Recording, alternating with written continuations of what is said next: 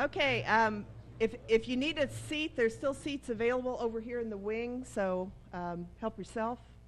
I'm going to make a few announcements and then introduce some candidates, and then we'll start with the debate. My name is Susan Therfi. Yeah, you know that. I'm Public Relations Officer for the Landlord Association, and this event today is sponsored by the landlords, and I appreciate everybody coming.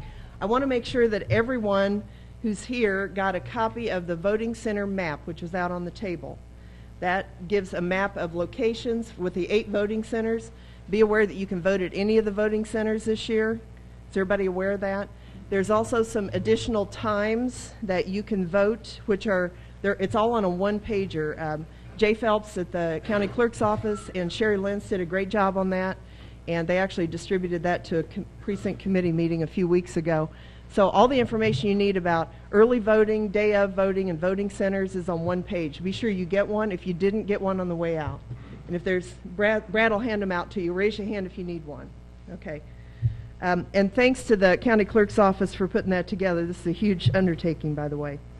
I want to give a shout out before I forget to Chelsea, Russell, Steve is back there, and the QMix group who is live streaming, so I appreciate you being here.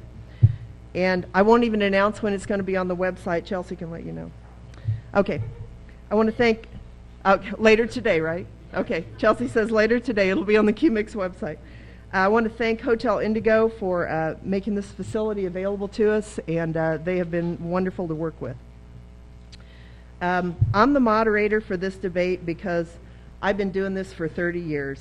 Whether you like it or not, I'm the best the landlords have got, they tell me.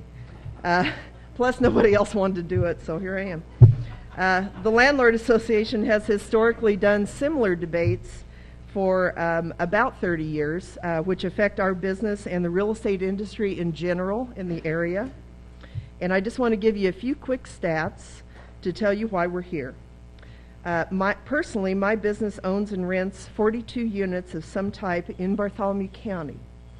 My business last year paid over $42,000 in property taxes, and that supports city services, county services, and 2 school corporations here in the county. That's why we're here. We want to know how our money's being used and spent. The Landlord Association began about 35 years ago. I was there at the charter meeting, and that was interesting. We have a mail list of approximately 400 members, and they are mostly residents of Bartholomew County, but not all. We're educated. We exchange information on a daily basis, and we absolutely vote. Every one of us do. We have millions of dollars of private money invested in property in the city, and we watch everything that goes on. We understand that everything's political, and if you think our business is not ruled by politics, look closer. Okay, again, welcome everyone, especially those from the public. And I'm now going to read the ballot with everyone on the ballot. And as I read it, most of the candidates are here, so when I read your name, if you would stand and wave if you want. I'm not going to ask you to come up here. There's just too many candidates. And we invited, as we typically do, Republicans, Democrats. If there had been independents, we would have invited them too. Oh, by the way, we do not endorse candidates as a group. We never have. I can't imagine that we ever will. Okay, to the ballot. City Council District 1, on the Republican ballot is Daskell Bunch, who is the incumbent. If you'll hold your applause till we're done. And also on City Council District 1, on the Democrat ballot is Chris Rutan. Did I see Chris? Hey, Chris. City Council District 2, on the Republican ballot, Ryan Brand, who is the incumbent. Okay, Ryan's over here. Also Republican on District 2 is Bob Sullivan. Is Bob here? I did not hear from Bob. Okay. City Council District 2, Democrat ballot is Elaine Wagner. Here's Elaine. City Council District 3, on the Republican ballot is Frank Jerome, who is the incumbent. Hey, Frankie. City Council District 3, Republican, Russ Pauling. Russ, is that how you pronounce it, Pauling? I'm sorry. Okay. I bet you have. Yeah, me too. City Council District 4 on the Republican ballot is Frank Miller, who's the incumbent. Frank's way in the back. And City Council District 4, also on the Republican ballot, is Justin Hone. How am I doing, Justin? Okay. City Council District 5, Republican ballot, Tim Shuffett, who is the incumbent. Hey, Tim. And also on the Republican ballot for District 5 is Nathan Barr, and I saw Nathan's in the back. City Council at large, you get to vote for 2 spots, of course, at large. On the Republican ballot is Kenny Whipker, who's the incumbent. And Kenny called me and said something about Florida and a grandchild, and it all sounded good to me, so he's not here. Also on the Republican ballot is Lori Boer, and Lori I saw somewhere. Lori's in the back. On the Republican ballot for at-large is Debbie Kramer, and Debbie's over here. Thanks for coming. On the Republican ballot is Charles Daup. And on the Democrat ballot for City Council at-large is Tom Dell. There you are. Hey, Tom. City Clerk Treasurer on the Republican ballot is Luann Welmer, and she is the incumbent. And she's unopposed. Sure makes it easier, doesn't it? And on the mayoral ballot is Republican Kristen Brown, who is the incumbent, and Republican Jim Lennon. And they are here with me in the front. Okay. Let me go through some rules for the debate. And these were sent out early to the candidates. Does everyone have the list of questions that were sent out in advance, the 3 questions? Okay. Those questions came from some of our membership from the landlords. We do lunch on Mondays. We discuss things. The one that got the most interest is question 1. The one that got the next most interest is question 2. John, good to have you here. Always good to see you. I'm not sure I like that, but anyway, all right. Let me move this paper over a little bit. Okay. So if anybody needs a list of the questions, if you'll raise your hand, someone will bring you a copy. Okay? I'll go through the rules. Each candidate is going to do a 3-minute introduction. And I did a coin toss with my granddaughter, and she won the toss with Jim Linnett being first for the introductions. Now, I also have a grandson, so he got to do the toss for the questions. So the one that goes first on questions is Kristen, and they'll also get 3 minutes for the 3 questions that you see on your handout. And again, these questions came from the membership. Someone said that, well, I didn't get a chance to weigh in. We have questions from the floor after that, so we did the best we could with the most asked questions. Following the 3 questions that you see on your list, we will go to what I call the lightning round. Each candidate will have 2 minutes for questions from the floor. And if you are asking a question, mostly for the live streaming, we set up a microphone right here. If you could come to this microphone if you're going to ask a question from the floor, I think would be helpful. And on the questions, once we start, we will alternate who goes first. So Kristen goes first on the questions. The next round, Jim will go first. And I have a rock over there that I move back and forth. That was given to me by my granddaughter. So that will remind me who goes next. I just move the rock back and forth. So it's real scientific. On the questions from the floor, we're gonna allow the landlords to ask questions first because it's our debate. If you want to ask your questions, do your own debate.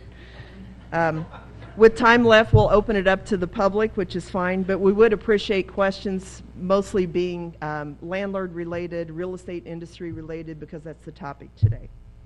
Okay, hand signals. For the 3 minutes or the 2 minutes, either one. When it gets down to where each candidate has 1 minute, I will silently do this, okay? So I don't want to interrupt them, and I'll do it. I'll be sitting over here, and the candidates will be speaking up here. When you get down to 30 seconds, I'll do this, like a referee, okay? When your time is up, I'll do this. And if I do this, well, okay. I think that's pretty self-explanatory. Okay. So, with no further ado, let's get into the introductions. And again, my 4-year-old granddaughter did the toss, and Jim won. So if you want to do your 3 minutes, and I'll start timing.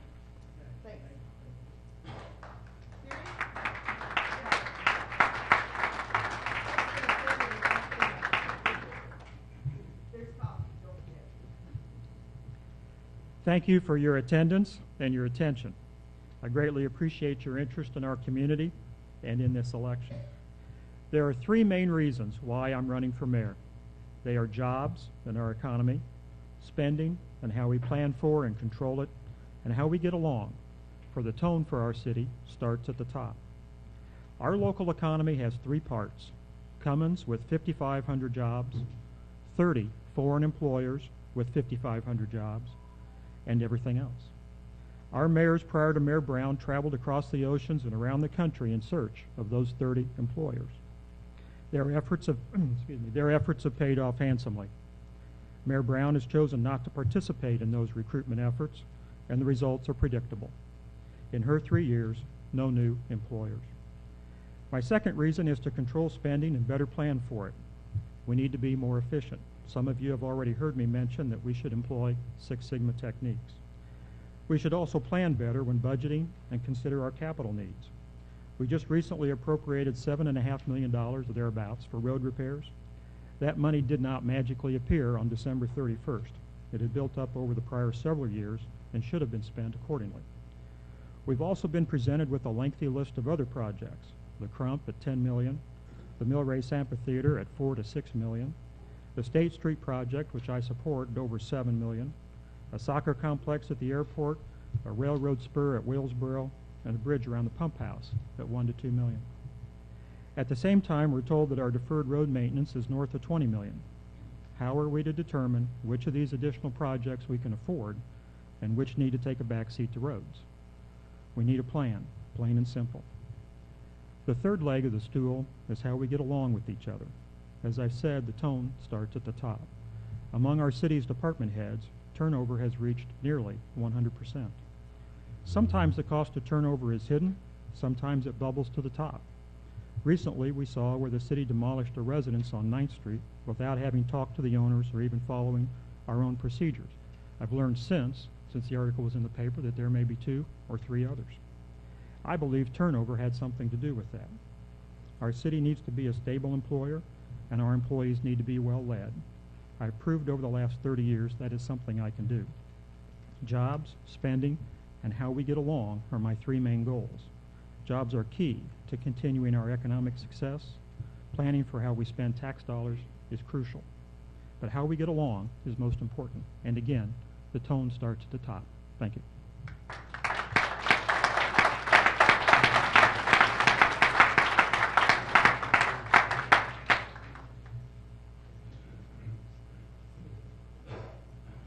Good morning, everybody, and thank you very much for coming out today.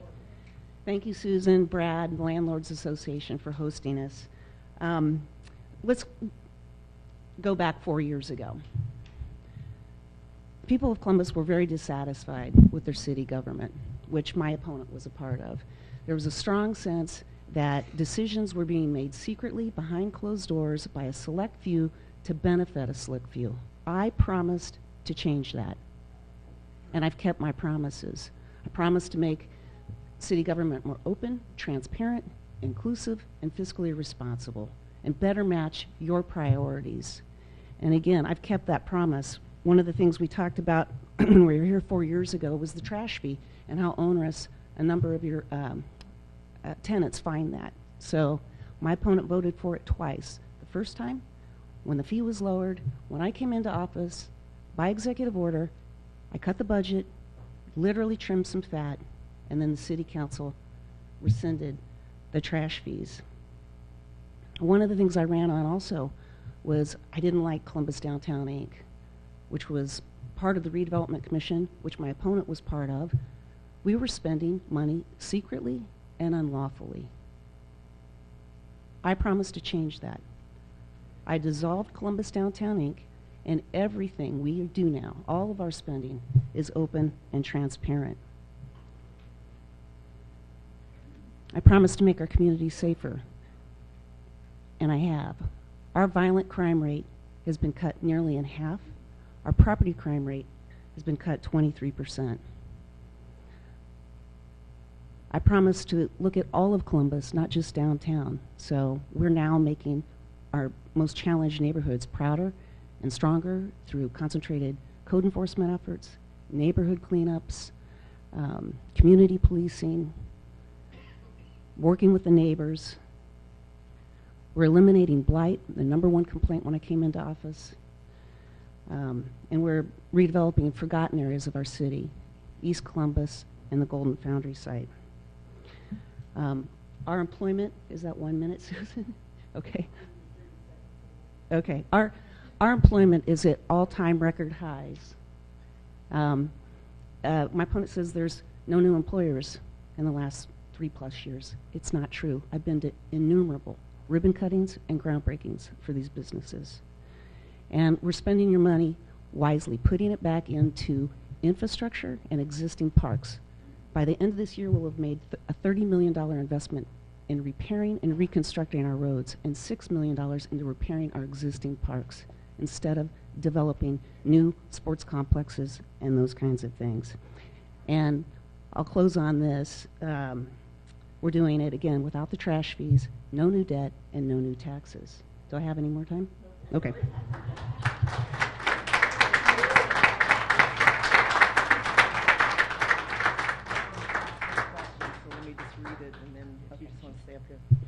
Okay, we're going to the 3 questions that were handed out and were sent out early. And again, Kristen won the toss on that. That was my 2-year-old grandson. He really got into that.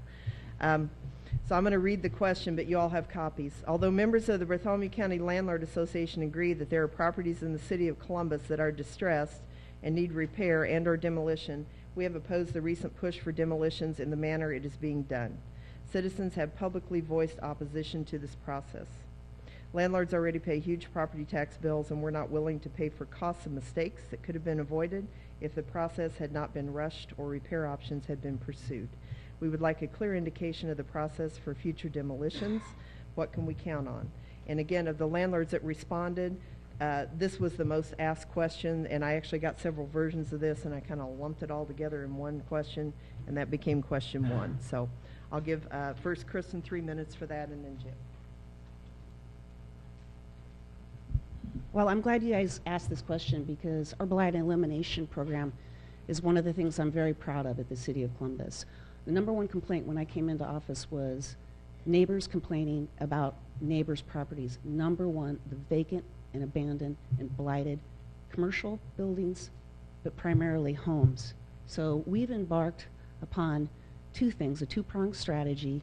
One, we've taken the unsafe building law. There's state statute and local municipal ordinances that allow us to declare buildings when they've become a public nuisance or completely unsafe for human habitation to order their repair or demolition if they're beyond repair. And so we took some of the 23 properties, the very worst properties in our community, and we went through what is due process and ordered their repair and demo. And the program's been extremely successful. We've had, out of 23 properties, only 7 of them the city had to take care of. The rest were fixed by the owners, either demolished on their own or repaired back to a safe condition. The process is a good one.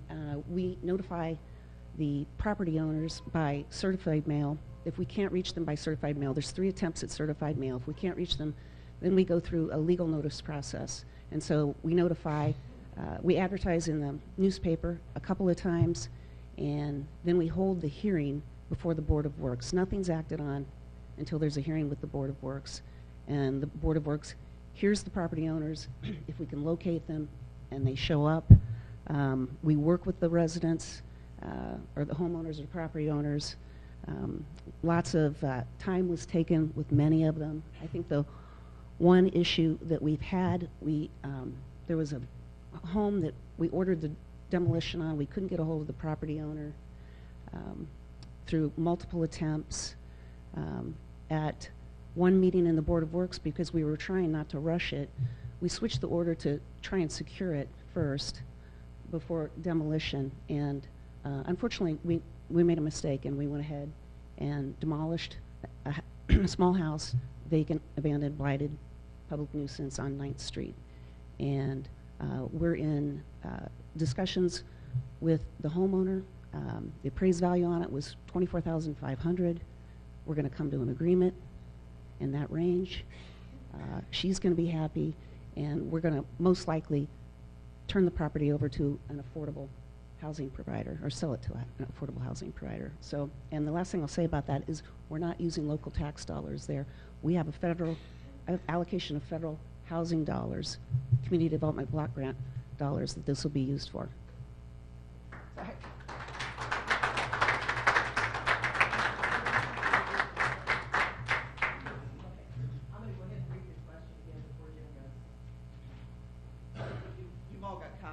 go ahead and read it. Although members of the Bartholomew County Landlord Association agree that there are properties in the city of Columbus that are distressed and need repair and or demolition, we have opposed the recent push for demolitions in the manner it is being done. Citizens have publicly voiced opposition to this process. Landlords already pay huge property tax bills, and we are not willing to pay for costs and mistakes that could have been avoided if the process had not been rushed or repair options had been pursued. We would like a clear indication of the process for future demolitions. What can we count on? And Jim is next with 3 minutes.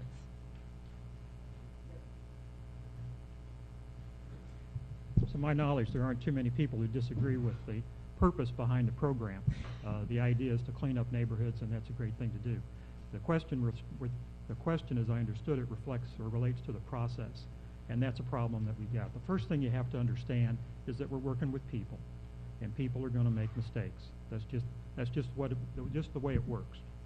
So what we need to be able to do is design a process that identifies the mistakes and corrects them. The first thing that we need to do is reduce turnover. When we have people cycling through, mistakes happen, and they're more likely to happen when you have the turnover that we've had. The second thing I think you need to do is make sure that the process gets outside the mayor's chain of command, and it's not just this mayor, but myself or any other mayor. You need to have some kind of an independent review to make sure that all the procedures have been followed, all the paperwork's in place, the I's dotted and the T's crossed. Because there are some mistakes that you can fix pretty easily. When you take somebody's house and you knock it down, take it to the landfill, that's a critical failure, and we can't have that. The third thing that I would add is that I believe there must be a communication with the property owner to say that, well, we tried. We tried to locate the property owner. We couldn't contact them. The lady on 9th Street paid her property taxes, so somehow the mail got to her. When there were issues at that house, the police found her. So somehow the telephone worked. When I'm mayor, we will continue the program, but we won't tear down anybody's house without having some kind of communication with them first. I do not believe that these people cannot be found. The fourth thing, or the last thing that I would add, is that sometimes there are other efforts. If the only tool you've got is a hammer, then everything looks like a nail. So maybe what we need to do is find other ways to help these people rehabilitate their property. To sit down, talk to them, work with them, let them understand what we need done, give them a time frame within which to work, and approach it in a little bit more, a little bit softer manner. Thank you very much.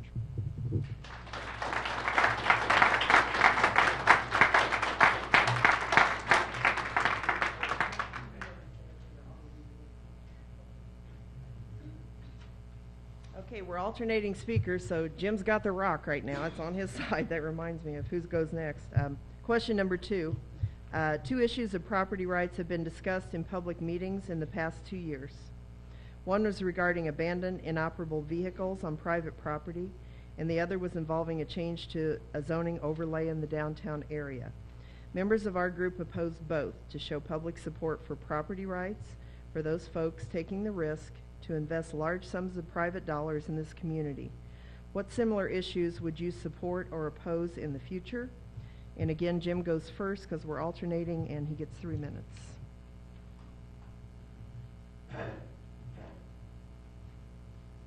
Whenever you have people who live closely together, you've always got some kind of conflict, and there will always be issues that we're trying to resolve among those folks.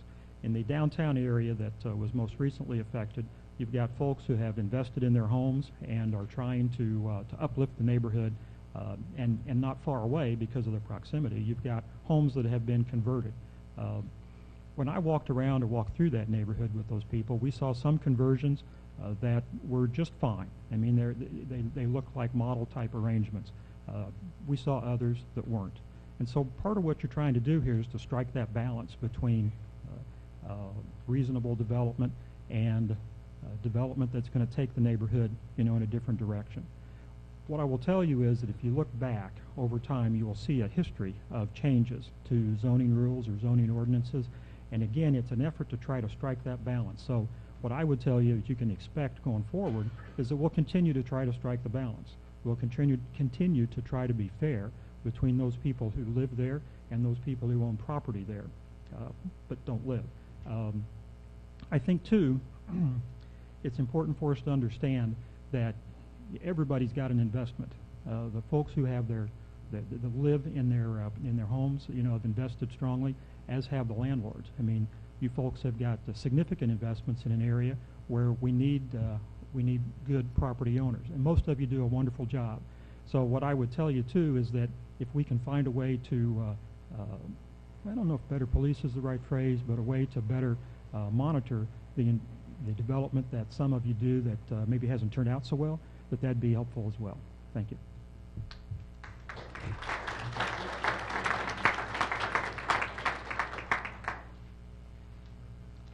I'll just read question number 2 again. 2 issues of property rights have been discussed in public meetings in the last 2 years. One was regarding abandoned, inoperable vehicles on private property, and the other was involving a change to zoning overlay in the downtown area. Members of our group opposed both to show public support for property rights for those folks taking the risk to invest large sums of private dollars in this community. What similar issues would you support or oppose in the future? And Kristen is up, and she has 3 minutes.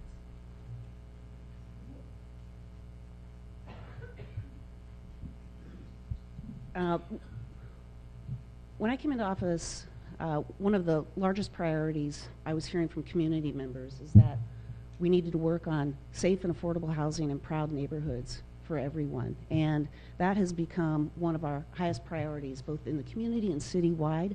I formed a public-private coalition of agencies that touch housing from the whole spectrum, all the way to emergency sheltering, public housing, low-income housing, and market rate housing. And one of the efforts that came out of that through a subcommittee was this ordinance of inoperable and or unlicensed vehicles on private property. And it was a complaint I heard frequently. And just to give you an idea, when after we passed that, we had a backlog of complaints about 40 or so properties, not cars. Some of those properties had multiple cars. We have now gotten more proactive in our code enforcement efforts, and we've identified 171 violations in our city of that ordinance. And so we will begin the dialogue with these folks. And all of these enforcement efforts, by the way, have been resolved with lots of cooperation and quickly. What's coming out also out of that effort in terms of property maintenance is something I would support, and would probably be the last thing I would support, because I see as the issue is this focus on junk, which is really open outdoor storage of indoor things like furniture and appliances. And that's what it's really aimed at. Again, this council, a subcommittee of this council worked on that. And I should say, we had, as soon as we started the Council on Housing, the Landlords Association has always had representation on that. So that's probably something along the property maintenance that I would support. After that, I don't have anything in mind, and I'm not sure the committee does either. I know we won't do rental inspection programs, and I would not support mandatory landlord registration. Just because I have a couple of seconds, I want to address the turnover at City Hall. I was elected with a mandate for change in an overwhelming majority. I've put positively reformed city government. I did change the leadership team and put a different team of leaders on the field. Even with that, first year, 10% turnover. Next year, 9%. Last year, less than 8%. The average for local government is 10%. This is not an issue. And as far as the softer touch on the blight elimination, Carl, who's sitting there from community development, got us a $760,000 grant so we can go out and voluntarily purchase homes, demo them, and work that softer touch, which some of the unsafe ones are being flipped into that BEP program, the ones that will cooperate with us. Is that it? Yep, okay, thanks.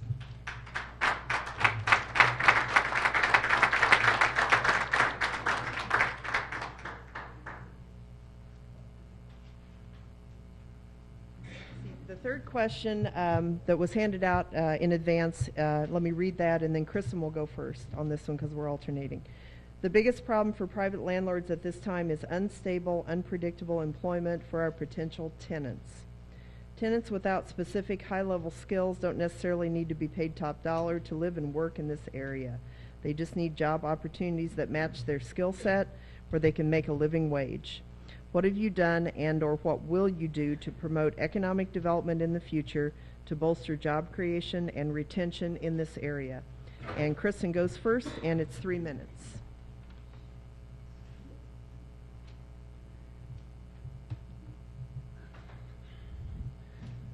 We have a plethora of jobs in our community for people to work right now at all levels. So we look at job data by the county. The Columbus metropolitan area is Bartholomew County. We are at all-time record highs for the number of people employed in our community, with jobs here in the community, working in the community, and the number of residents employed. So in our county, there are 52,000 jobs being worked right now, 41,000 residents employed, which means we are a net importer of 11,000 workers a day to come work the jobs in our community because we have a workforce shortage.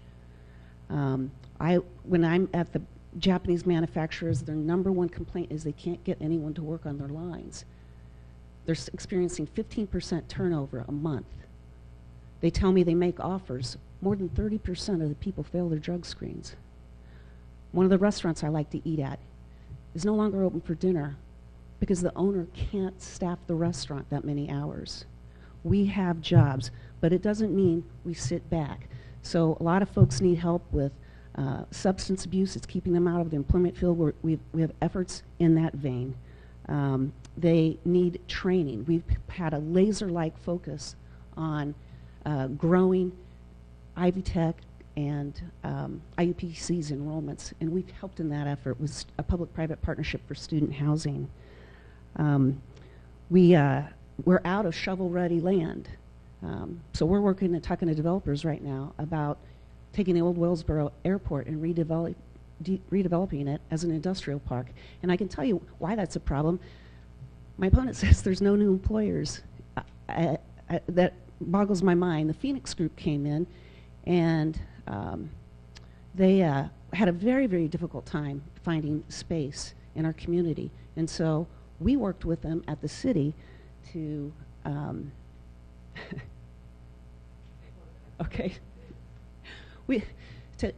annex some adjoining land, rezone it. My opponent even voted on their tax abatement. We're very easy to work with. We waived a subdivision requirement, which would have required them to build out a road, and it would have been very expensive in wetlands. We waived that requirement. We work with people. Businesses are still coming to town, and we're still being very business friendly. Wish I had more time on that one. Thanks.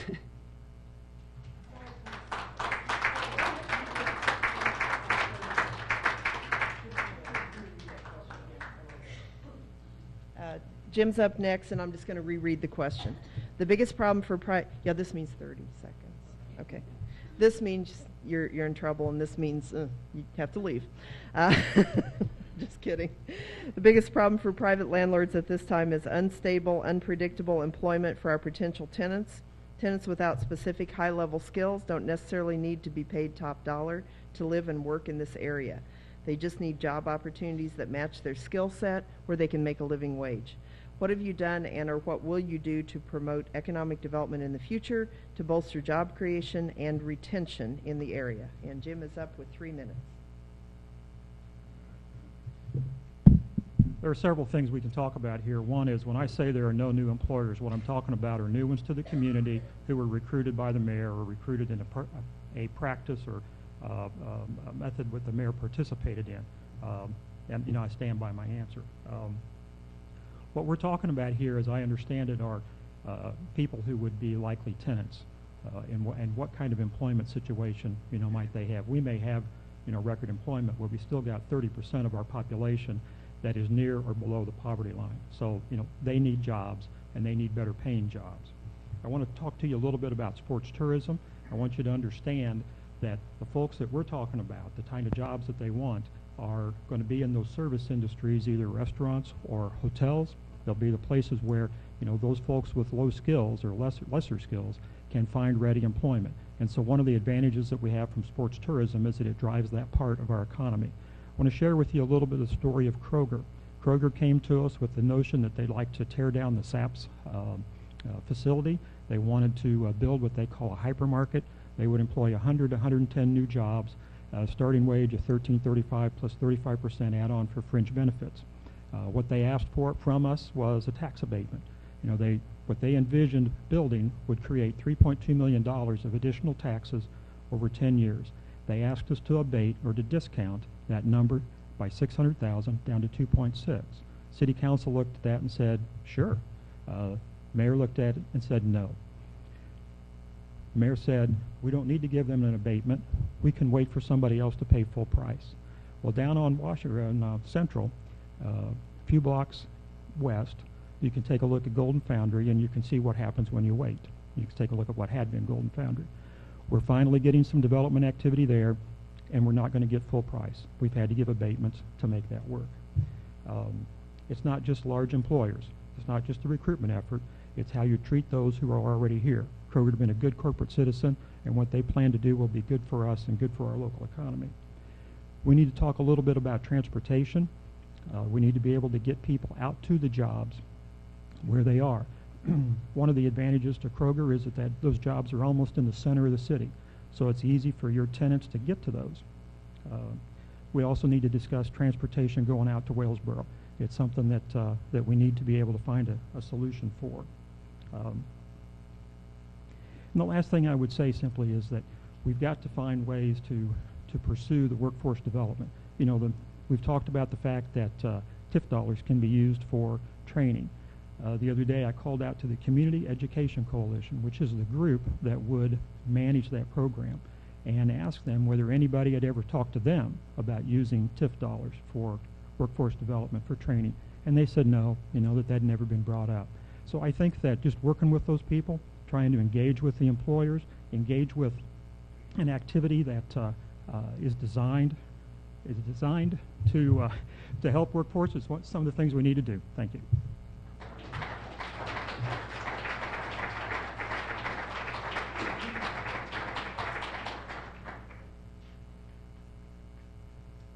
Okay, those are the pre-issued questions. We're going to go to 2-minute responses now, and if I've correctly remembered, Kristen has the rock, so you go next. And anybody who has a question from the floor, if you would, for the QMix folks, the microphone is right there. And I would take landlord members first because it's our debate. So if any of the landlord members have questions, we've encouraged them to make those up in advance. So raise your hand and we'll go one. Okay. Greg Simo go ahead. He's a good choice. He's on the Affordable Housing Committee at City Hall. So I'm going to try to kind of take notes, or maybe you could read it. If you've got something prepped, you could read it for each candidate. Okay? Go ahead. During the debate held at the Columbus Learning Center, when asked if the city should be in the rental business, you both answered no. Tell us your timeline and planning for transitioning the city out of the property management business. And Kristen will go first, and it's at 2 minutes. Greg, you wanted to stand there so you can read it for Jim also? Don't leave.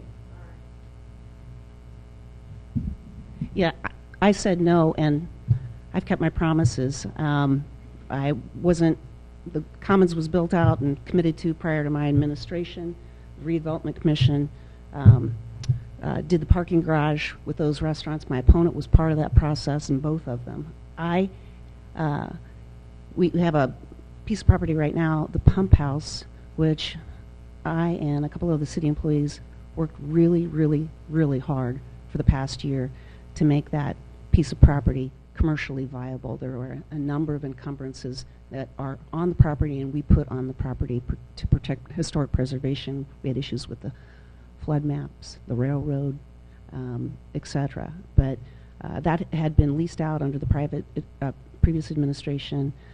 We went through a fair, open, competitive process, and we sold that building to someone who is experienced in family-friendly restaurants and historic preservation. So I think that is evidence that I didn't endeavor to have the city build out and lease it as a restaurant.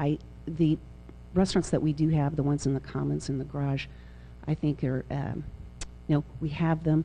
I don't see an opportunity to transition out of them. They're in, as long as we're owning the commons, we are the property manager of the commons, the city is.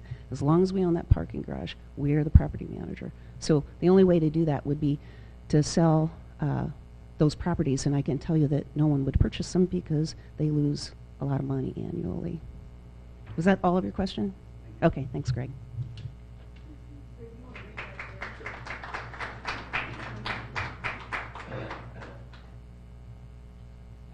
Excuse me, we're having some technical difficulties for just a moment. Would you mind speaking into this microphone? Repeating your question in this microphone. Now I'm looking at everyone. During the debate held at the Columbus Learning Center, when asked if the city should be in the rental business, you both answered no. Tell us your timeline and planning for transitioning the city out of the property management business. You know, it's pretty easy to look downtown now and see all the foot traffic and think that it was always this way. But I can recall back, pick your number, 5, 6, 7 years ago when there was nobody downtown. And the city wanted to create some activity. We wanted to create an economy after 5 p.m. on a weekday. The only way that was going to get going was for the city to take the first step. Recently, you know, we sold the pump house. We had one applicant, one bidder. Not too long ago, when Detours went to Jordy's, we had one successful bidder. You know, really only one person who wanted the whole space. So even though we've created a success in downtown, we still only get one. Well, how many would there have been 5, 6, 7 years ago when we wanted to start what we have now? There, 0, you know. So even though I don't believe that the city should be in the rental business, at that point, if we wanted to create something, we really had no choice but to do something we wanted to do. How we get out of it is going to be very difficult. It's not difficult to understand the turnover that occurs in the restaurant business. We talked about Scotty's, Detours, Jordy's 1 and Jordy's 2. The garage is turned over, the bistro's closed. I mean, it's going to be a difficult kind of business to get out of. So, you know, I don't know that we've got a specific plan that will get us there. But what I can tell you is that I understand completely that the rental activities are best managed by the private sector, and the government only gets involved when there's no choice. Thank you.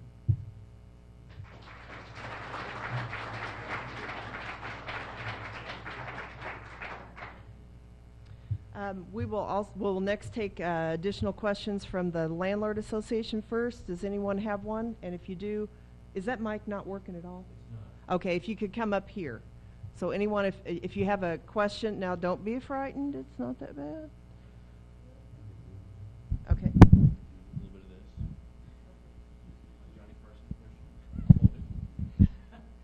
Mayor, excuse me, Mayor Brown, Mr. Lenup got a question. As far as the neighborhood revitalization projects that has been going on since 2012, whether it be 11th and Washington or whether it be my personal neighborhood of 9th and Wilson, what is your aspect? What is your duty? What's your vision basically for the next 4 years to help us keep making progress over the time span that you will be in office?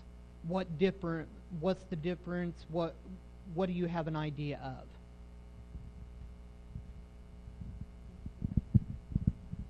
And I'm still alternating, so Jim, I think you have the rock, and you have 2 minutes. Yeah, you do. Chris? Hey, Chris, if you could kind of keep up here and then kind of rephrase that again for the next round. Just stay here. When we're talking about revitalizing neighborhoods, I think what we're trying to do is make them pleasant places to live. And you saw that on 9th Street with respect to the renovation of the park. And so to the extent that our park facilities fall into a little bit of disrepair, we'll hop onto those first. I think we've talked about the blighted houses, the abandoned and unsafe buildings. You know, I'm committed to continuing that program, although, you know, with the changes that I spoke of earlier. I think, too, that we would be interested in trying to continue the improvements with respect to transportation so that people who live in those areas can get to work or get to places where they work. Excuse me. So, you know, we'd be talking about those 3 areas, and I look forward to serving. Thank you.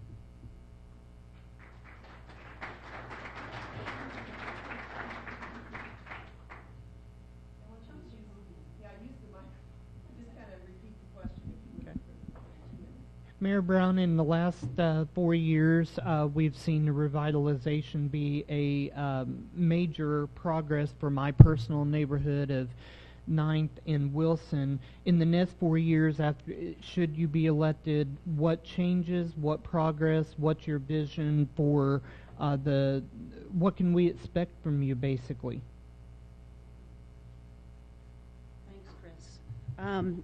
You can expect a continuation of what we've already started. So I'm really proud of our neighborhood efforts. So it starts with, in our most distressed areas, it started with the parks. And the parks in we have 3 neighborhood parks in low-income areas. They were a disgrace when I came into office.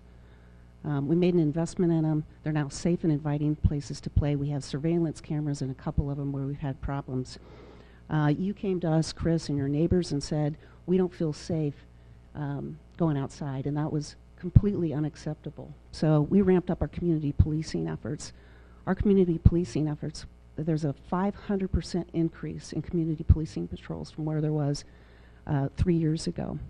I fought hard in the budget process to keep our dedicated community policing unit, which in order to keep it, we needed an increase of 3 police officers. My opponent made me make lots of sacrifices in the budget to keep those 3 police officers. So that's number 1, community policing and cracking down on the dealers of dangerous drugs, which we're doing, because that's the root cause of a lot of the nefarious activities in your neighborhood.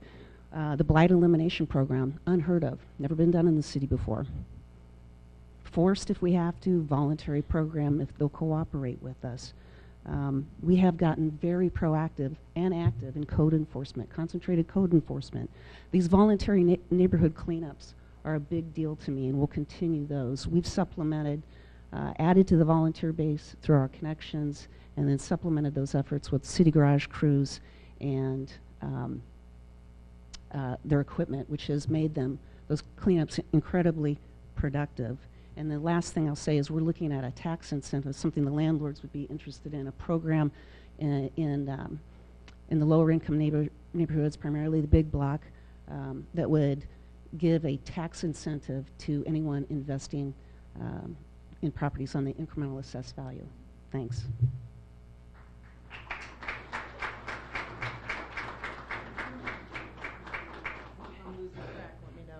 Okay. Again, we're doing questions from the floor from the landlords. Raise your hand. It's not scary to come up here. It's not bad at all. Landlords? Oh, come on. Anybody else? Raise a hand. Okay. Chuck, are you a member of our group? I was. You was? Okay. Okay.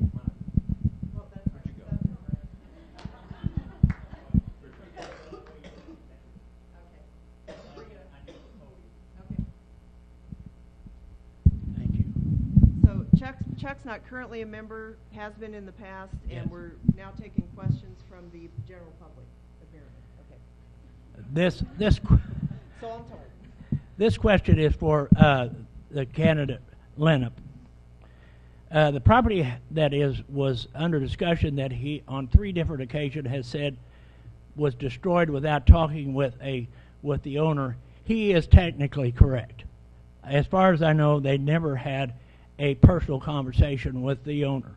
However, they attempted 3 times to contact her by certified mail, 2 public notices, and the Board of Works, which I assume is not in the total control of the mayor office, did oversee this entire project.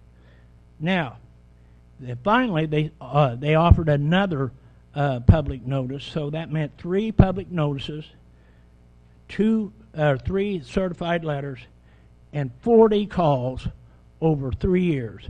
How much time do you think we need before we take action on property? Thank you. And to answer that question, it may be directed at one candidate, but they're both going to answer? Okay, well, that's the rule, yeah.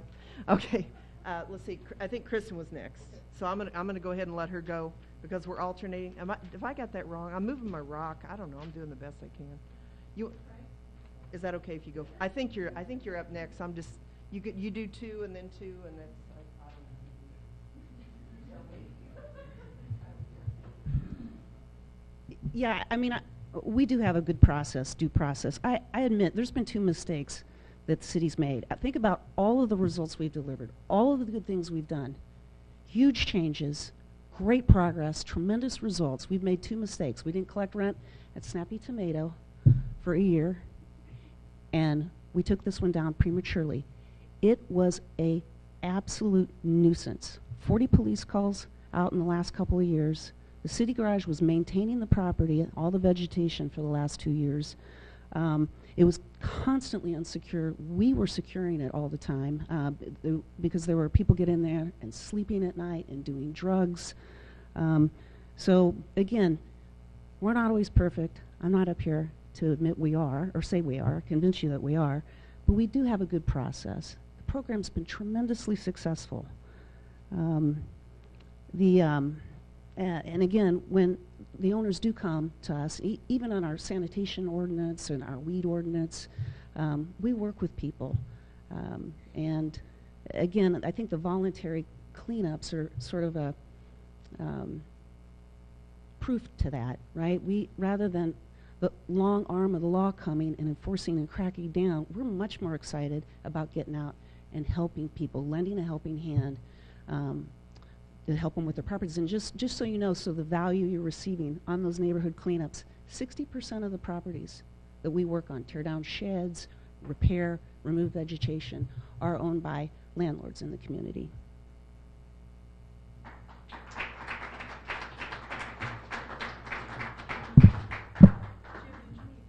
No, I don't know. But we don't. I don't need another half hour. The Fourth Amendment to the Constitution talks about the unlawful search and seizure of property by government. I mean, there is nothing more fundamental to what we do. You don't take people's stuff until you talk to them first. And it's not just a rule, but it's common sense. It's the golden rule, how we'd like to be treated. If I find out that you're tearing down my house because I get a text message from a neighbor, that's wrong. The police, they had 40 calls. They were able to get a hold of the property owner. The property taxes, as I understand it, were paid, so the bills got out. That part worked. But when we go out there and we want to tear it down, well, somehow we can't get a hold of them, and I just don't find that acceptable. I think that, like I said before, I don't believe that the process is robust. It has to be designed to identify those kind of mistakes and correct them before the house comes down. We simply cannot afford to have those kind of critical errors. Thank you.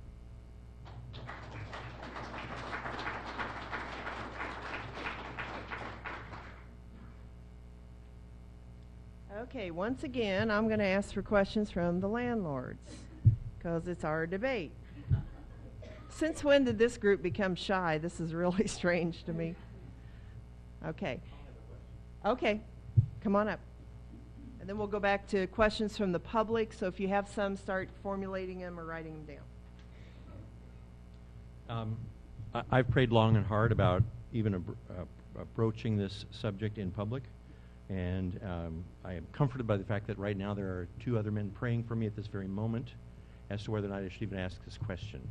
I fear retaliation from the city if I ask this question. It's not a question, it's just a statement. You tore down my house. And the way I found out was somebody from the city called me and said, "Hey, we tore down your house." The letters had been sent to the abandoned property, the unoccupied property. I went to the meeting where they said, no, the house hasn't been torn down. You are going to be part of this new program, and the grant money is going to come someday, and this kind of a thing. And you'll have the opportunity to let the city buy the property, this kind of a thing.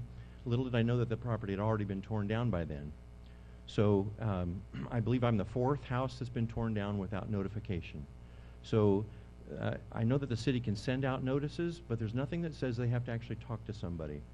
So I'm sure it'll come up that well, we sent the notices and you didn't respond and this kind of a thing. But I was at the meetings. I signed into the clipboards. I was there. The administration has my phone number. The other officials in the office area have my phone number. It's not like I'm a stranger and hiding and that can't be found.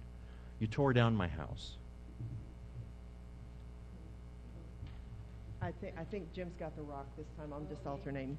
Okay, so 2 minutes for Jim, and then 2 minutes here. What is it they say in Congress? You know, I waive my time. There's not much that I can add to what's been said. So I'm sorry. There's not much that I can add to what's been said. So I'll pass. Thank you very much.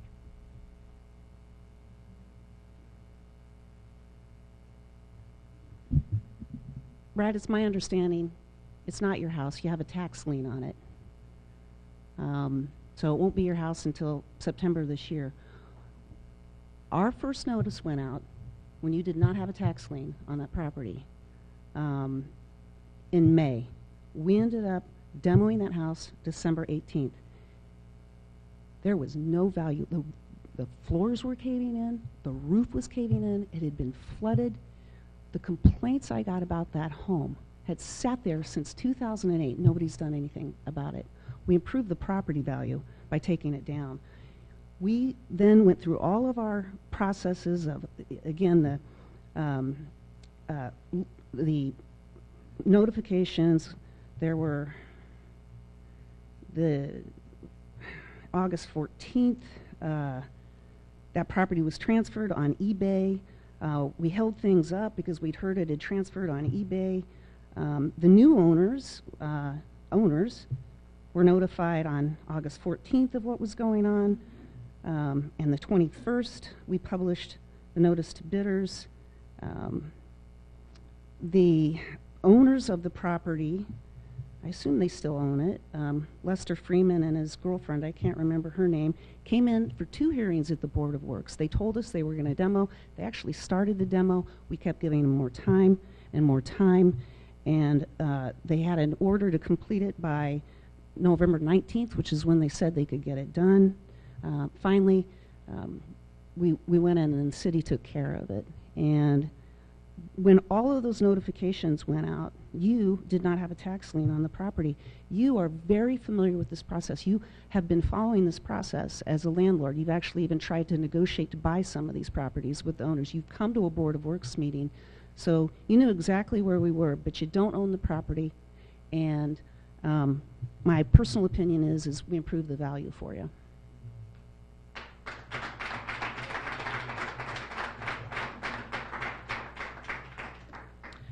I'll ask again. Any other questions from the landlords? I'm giving you every opportunity. Oh, jeez. Okay. Yes. Yes. Let me let this gentleman go first, okay? You're a member, landlord member. Yeah, come on up. And keep the questions landlord, real estate related if you could. Our family purchased a couple homes over on Penn Street. That's a tax sale, and those properties, from my understanding, belonged to somebody who was deceased, who was unable to get notice. We later found out we later discovered that the property was being torn down via one of our tenants that lived in the neighborhood. How do you notify a deceased person? I understand it may have improved the value, but we should have had alternatives. When we do gain the property in a year, should we be able to refab it or make that decision? I personally feel once it goes to tax sale, why does that not stop the process for the year that it takes for us to gain the property? Thank you.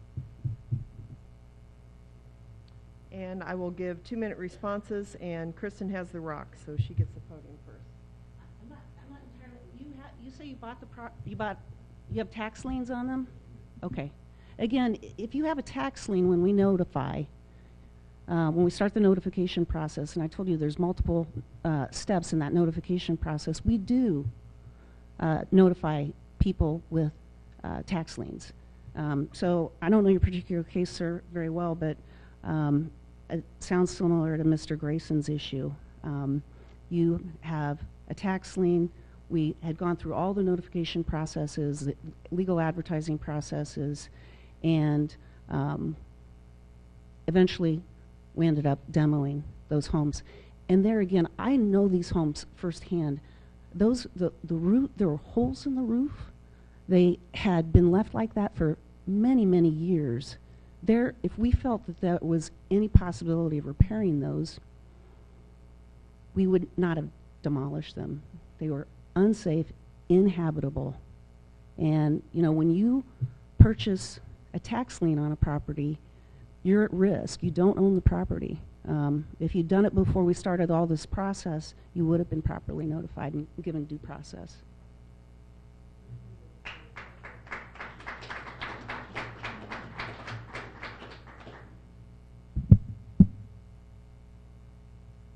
Like I said before, the golden rule says, treat others like you want to be treated. I don't want anybody taking my property without talking to me first. You can say that it's a lousy piece of property. You can find all the reasons in the world to explain why I'm better off without my property. But that's not the way we behave. That's not the tone that we want to set for this city. So I'll stand by what I said before. You know, we'll continue the program because I do believe there's merit to it. But we will talk to you before we take your stuff. It's just really simple. Thank you.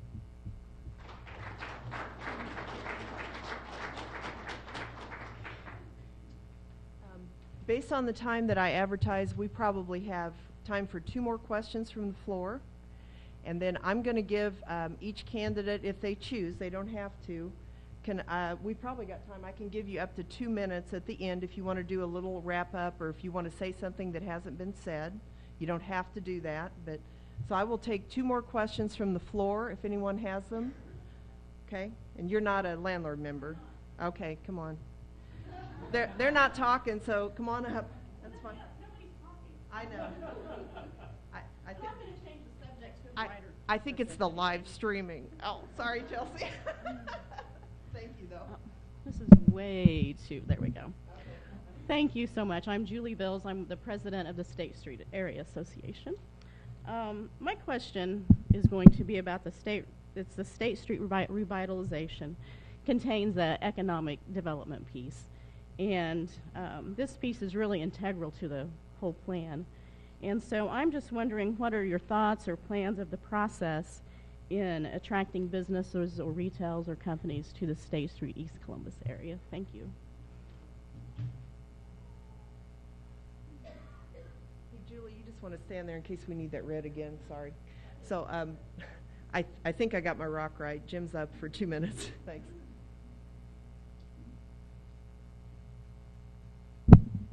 The basic concept here behind what we're trying to do on State Street is to take the economic development that we've had downtown and sort of draw it down that area, down State Street. You know, the current plan that we've got will start the planning or start the revitalization actually at Lafayette, you know, on the border of what you might consider to be the downtown area, and then to clean up, if that's the right word, or to revitalize or improve the area from there out east. And the whole notion would be over time, we're not going to get there with this first step, but the whole notion over time would be to get out to East High School, you know, and try to find a way to spur economic development out there by making it an attraction. You know, somebody said one time we wanted to make a statement on State Street. I mean, what we want to try to do is do something that is transformative. And that area hasn't changed much for the last several decades, and so what we want to do is encourage private business to go out there, invest, and make something that's not there right now. So again, the notion is to take what we've got downtown and draw it, you know, down State Street over time with the redevelopment efforts that we've got. At the same time, I think we want to improve some of the transportation issues that we have. You know, Cummins has talked to us about traffic between their tech center and their plant across the river. So we want to facilitate, you know, that foot traffic so that we don't get people crossing Central Avenue at you know, inappropriate times or dangerous times. But basically, it's to take the development we have downtown, draw it out east. Thank you.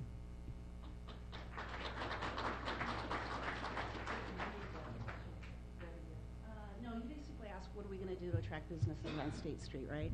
Okay, well, I'm very proud, first of all, of the revitalization plan we have for State Street. That was a major initiative of my administration. We went through a tremendous process. The plan was unanimously adopted by the Plan Commission, the City Council. I voted last year as a member of the Redevelopment Commission to start those infrastructure improvements this year. That fell short at the City Council. I voted on it, I think it was last month. Again, we're sending up the contract for engineering services to the City Council at our next meeting, actually. The plan to attract businesses is really twofold. Is one, to make infrastructure improvements,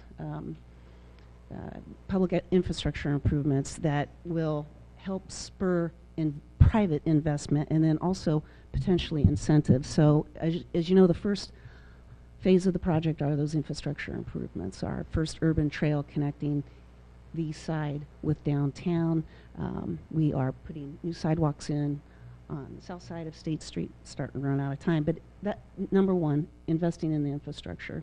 And then two, one of the things we've been exploring, not only for distressed residential property, but also in business, commercial areas too, is looking at a blanket tax incentive program where if you're investing a certain amount of dollars in a certain targeted area, which would be State Street, you could qualify for tax incentives, a straight line or custom tax abatement.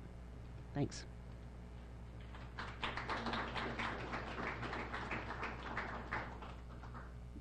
I think we have time for one more question from the floor, and it can be either landlord and Chris, you've already been. Is anybody different? Nothing personal or anything, but okay. You want to come on up? Sorry, Chris. We should get one question. You know I love you, but okay. And is this different than the other questions that were asked previously? Okay, great. Let's do that. And at first glance, it may appear that it has nothing to do with the renting in town.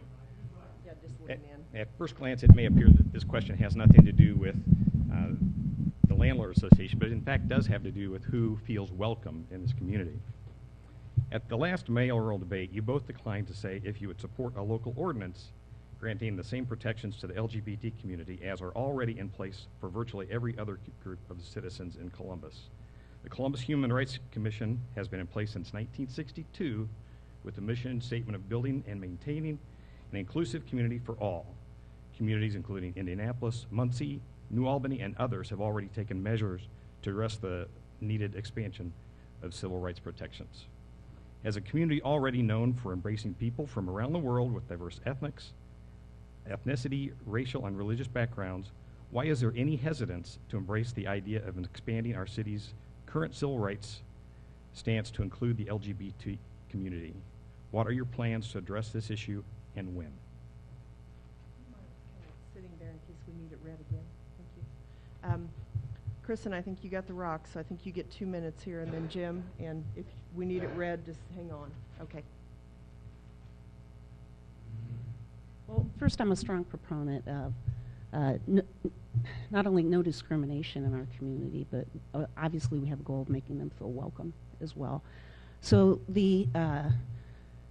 when the Human Rights Commission was set up, and I think this may have changed just recently, the LGBT community is not a protected class under federal law, not a protected class under state law, and we did not have the authority to make them a protected class. So what the community has done, the Human Rights Commission, actually put that protection in the rules and regulations.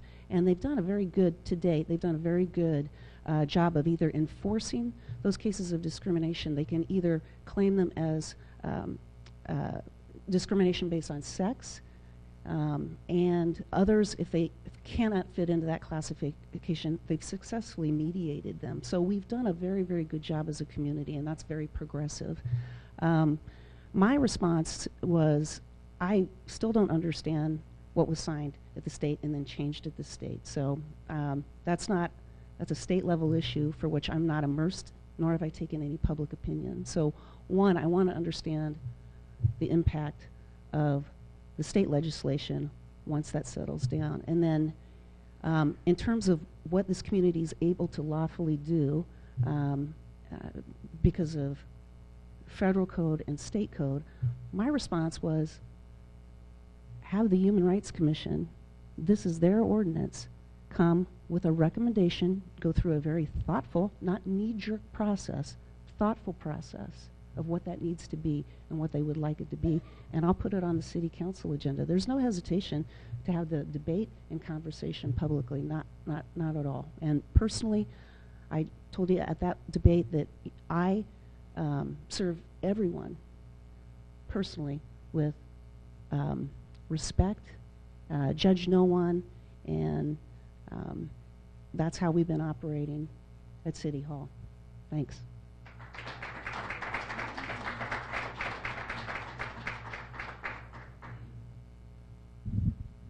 Excuse me, but you said I declined to make a statement? You made a statement. You didn't say it was non. Well, in the lightning round, we were asked yes or no. You were asked yes or no in the lightning round. And I said yes. No. Yeah. Yes, I did. Yes, I did. Yeah. Yeah. I said yes. And I really believe that that part of the reason that you'd say yes, I mean, one of the things that we've seen that's come out of this FRFA, or if I said that right, Religious Freedom Act, it didn't take long for the media to find somebody who was fully prepared to discriminate against members of that community or members of that class. I mean, they were on television the next day or 2 days later. You know, so, you know, I've had folks come to me and say, well, why did they, you know, why would a group like that need any kind of extra protection or need to be recognized as a class? Well, there you go. It took them a day and a half to find somebody who would stand up and say, yes, if given the opportunity, I will discriminate against gays. And so, you know, I don't, it's not what we want here in Columbus, you know, in terms of, and I thought I made that pretty clear. So if I didn't, I apologize, but I thought I made it pretty clear. With regard to timeline and how we would do it, the mayor's correct. We would look to the Human Rights Commission to present to us an ordinance, because you know, it's one thing to talk about this in generalities or in the abstract, but at the end of the day, we've got to have a piece of paper in front of us that has the ordinance on it that defines, you know, what activity it is that we're trying to regulate, and defines for us what the penalties or the repercussions are going to be if we step over. So we would need to know just what it is that we're being asked to vote on. But in terms of trying to identify folks who need some support from the Human Rights Commission, I think I've made my position clear, and we'll wait for the Human Rights Commission to come forward. Thank you.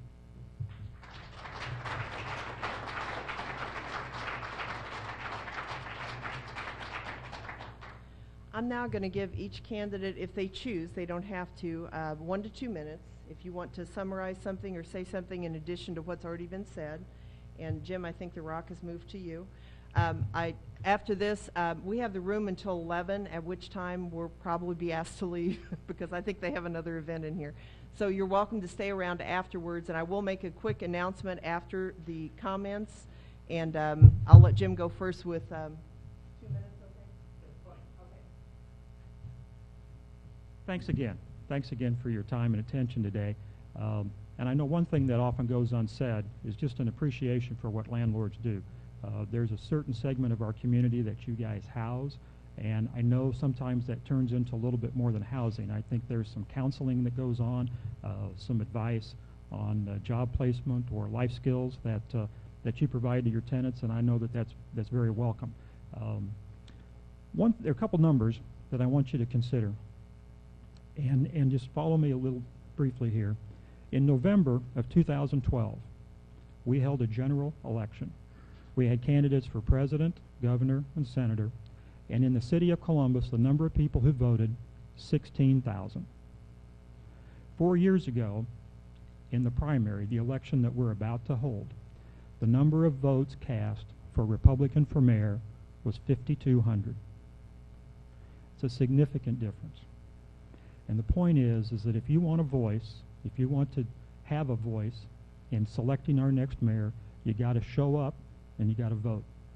Right now, there's no candidate on the Democrat side. The election is between the two of us. There's early voting allowed now, so I'd encourage you to get out and vote. But I want you to understand that the election's over May 5th at 6 p.m. Now there'll be a general election in the fall, but right now there's no Democrat, opposition. So again, the encouragement is to get out and vote. and tell your friends to do so as well. I thank you for your attention, and I appreciate your vote on May 5th. Thank you very much.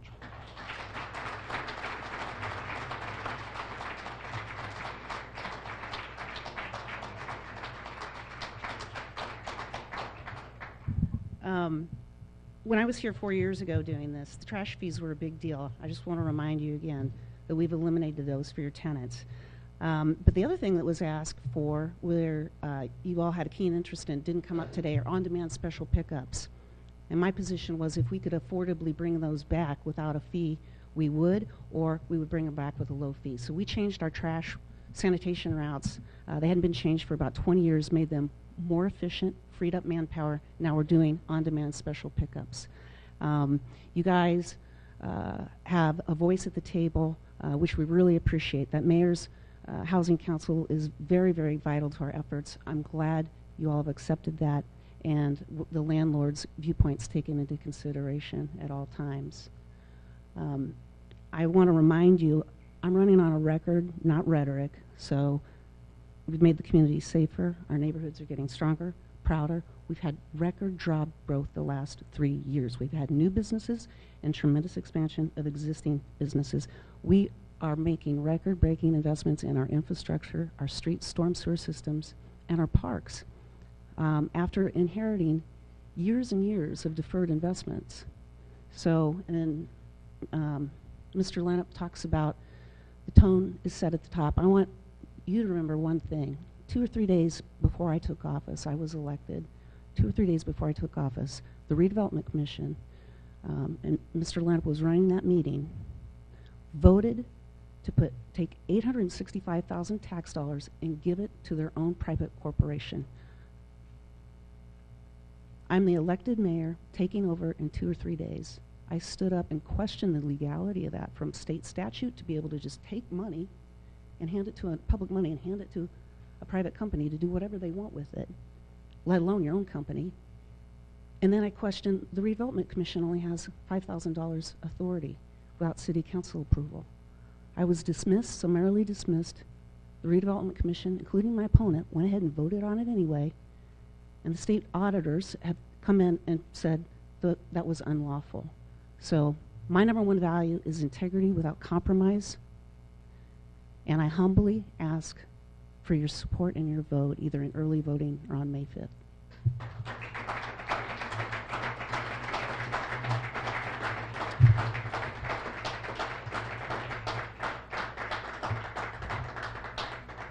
Me? You want me to say something? Oh, actually, we have to get, well, I don't know. We need to get out of the room, actually, Luann. I appreciate that. But, I would like to remind everyone that you can do early voting now at the courthouse, 8 to 5, Monday through Friday. That started Tuesday, I believe. I would like to thank, again, the QMix folks. You guys rock. You're great. It'll be on your website. Is that something we can borrow and put on the Landlord website also later today or next week? Okay. So if you have people who were not able to be here and they want to see it, it'll be on the website. I want to thank everybody for coming. I want to thank every candidate who stuck their neck out and put their name on a ballot. That takes real guts. I know that, and I appreciate you doing that. And thanks, guys. Thanks so much.